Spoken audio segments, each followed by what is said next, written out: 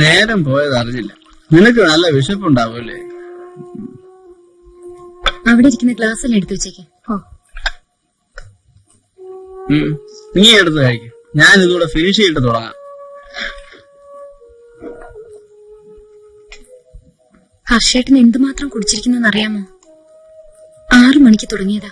അവര് നല്ല ഫ്രണ്ട്സാ. രസമുള്ള കാര്യങ്ങൾ സംസാരിച്ചോണ്ടിരിക്കുമ്പോ എത്ര കുടിച്ചാലും തലയ്ക്ക് പിടിക്കത്തില്ല.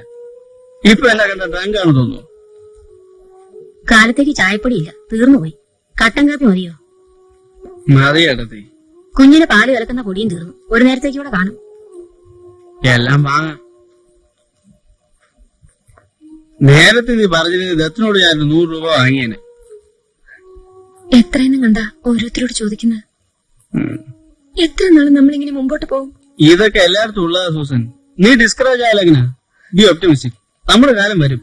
ഹർഷേട്ട, എന്ത് നേരിടാൻ തയ്യാറായിക്കൊണ്ട് തന്നെ അപ്പനും അമ്മയും പോലെ ഉപേക്ഷിച്ച് ഞാൻ ഇറങ്ങി തിരിച്ചത്. അതിനിപ്പോഴും മാറ്റമില്ല.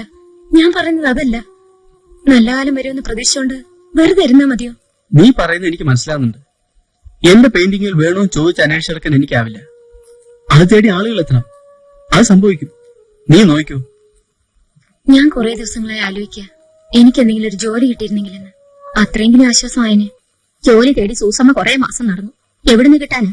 കടത്തിന് മേലെ കടമായി. ചില കൂട്ടുകാരന്മാരൊക്കെ അങ്ങോട്ട് വരാതായി. അവരുടെ 2 പേരുടെയും വാച്ചും മോതിരവും കമ്മലും എല്ലാം വിറ്റു.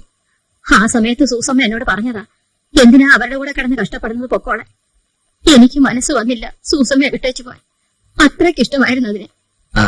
എന്നിട്ട് സ്ഥലം വിട്ട് ദൂരെ എവിടെയെങ്കിലും പോയാലോ എന്നൊക്കെ ഭാര്യയും ഭർത്താവും കൂടെ ആലോചിച്ചുകൊണ്ടിരിക്കുമ്പോഴാ ഒരു ദിവസം ചാർലി സാറ് വരുന്നത്.